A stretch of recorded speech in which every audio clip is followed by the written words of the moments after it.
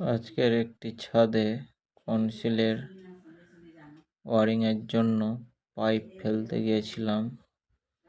তো এই ছাদটি দুটো রুম, একটা ডাইনিং ও একটা কিচেন পাইপ ওয়ারিং করা হয়েছিল।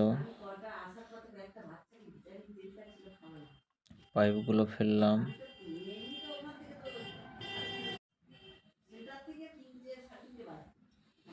দেখে বলবে পাইপগুলো ঠিকঠাক ফেলা আছে নাকি। ভুল থাকলে তোমরা জানাবে।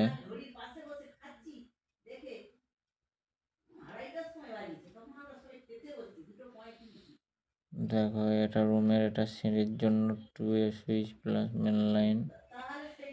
এটা বাইরের জন্য 3টে লাইটের বাটি। ওয়ালে 2A সুইচ।